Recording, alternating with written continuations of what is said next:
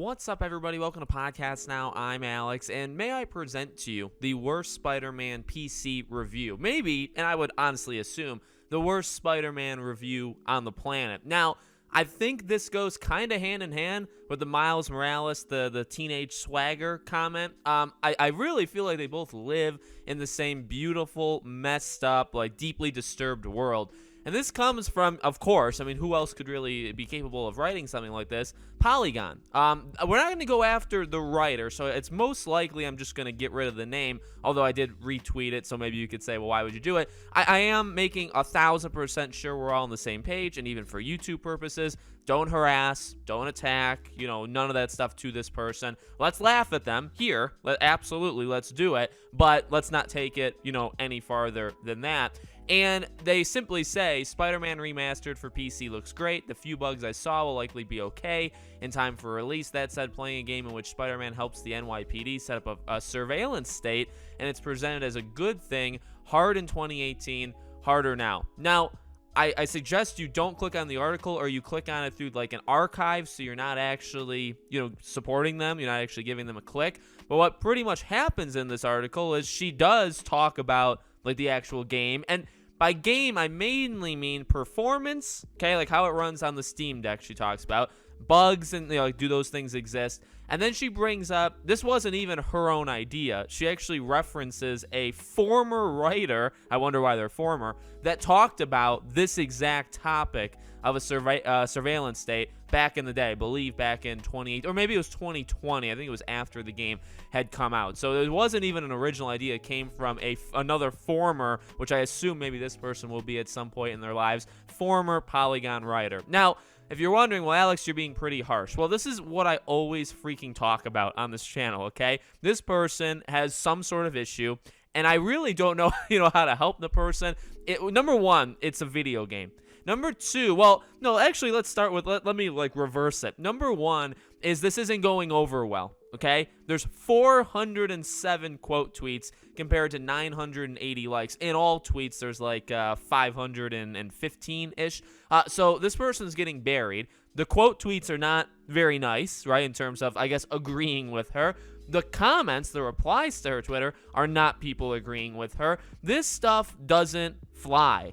You can't go around, number one, she doesn't even understand, I guess, the idea of the game. In fact, if she played the game, which many people are pointing out, Spider-Man doesn't actually love doing it in the first place. Secondly, the police are not buddy-buddy, they're gonna give you medals and stuff every time you see them on the street. Spider-Man is kind of hesitant to work, and the police are not very, again, nice, or they're not very willing to help. That's really what Yuri is for, you know what I mean? That's the whole point. Also, the game points out the surveillance idea. Jameson says it on the radio multiple times and calls it out, so the game knows what they're doing, and they know that it's not, they're self-aware. But also, well, again, it's a video game. Also, surveillance state, I mean, it's helping, I guess, unblacken out the map. It's literally used for a game mechanic so you can see the freaking world. That's the whole point. It's like Assassin's Creed when you jump off any high building, right, and you do the synchronization point. That's the game mechanic that's built around it. And also, I know somebody, I think Dark Nightmare pointed this out to me. It's does this woman know how the world right now functions? Does she know what her smartphone is capable of listening in on whenever it feels like it, or your computer, or curated ads, or YouTube knowing your preferences? Does this person know the world we live in right now? She taught, but here's the reason. All right, here's ultimately, guys, the reason, right? It's not even so much the surveillance state. She gives it away in the tweet. She says the NYPD. This person is just against police. Now, by the way, I don't care where you are on police. That's not the point of my channel. I have no interest to talk about your preference of the police in your local county. All right? I could care less.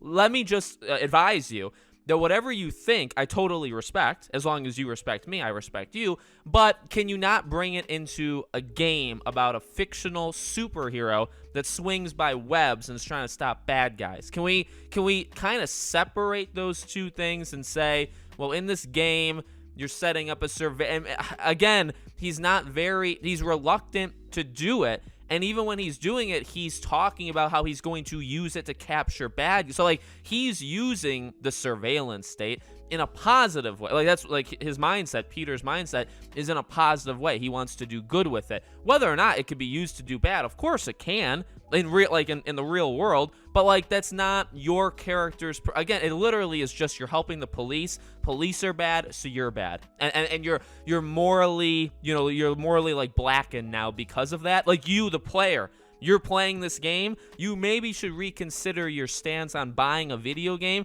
because I don't know if you know this, guys, if you buy Spider-Man specifically on PC, I guess, you're supporting the police, which makes you the devil to this person. That's what, I guess that's the line to this, and that's true. I'm not like, yes, that is the stupidest thing one could ever say. That is truly what this person, I mean, it's that cut and dry with these people, right? Same thing for Hogwarts Legacy. You support Hogwarts Legacy, so you support bigotry because you connected to J.K. Rowling, so you like her, even though I didn't say I like her, I'm buying the game. Well, no, that means you like her, and now you adopt all of her ideas, and now you're evil, just like she is. And, I mean, Twitter has made that very clear.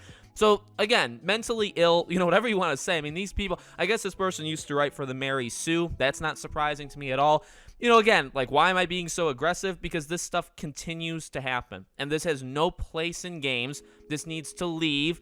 Luckily, nobody really, like, it's getting a lot of traction, but again, it's all very bad. You could say, and in this way, they could probably say, Polygon would argue, like, all press is good press, right?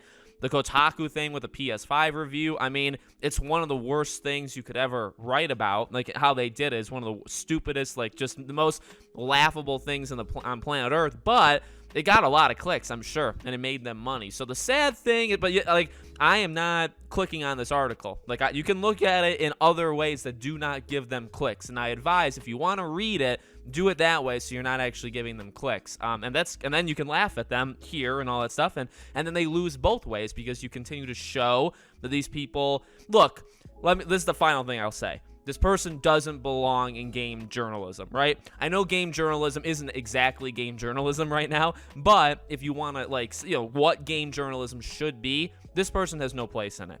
And it's one of those examples I bring in where it's like this person most likely wants to work for Politico or CNN or, so, like, that's where they want to be. And even, again, like the Mary Sue thing, like, whatever you think of that site, separately, but Mary Sue is not necessarily a game. It's not for games, right? So that's not the primary focus. So this person came from a non-gaming. I'm not saying you can't, like, change and you can't say, oh, I have always loved video games, so let me write for video games. But how does it always work, right? How does it tend to work with these people? It's people that are into politics, or they want to insert their politics or whatever, and they don't really like video games. They don't care. And, like, the review's not good by itself.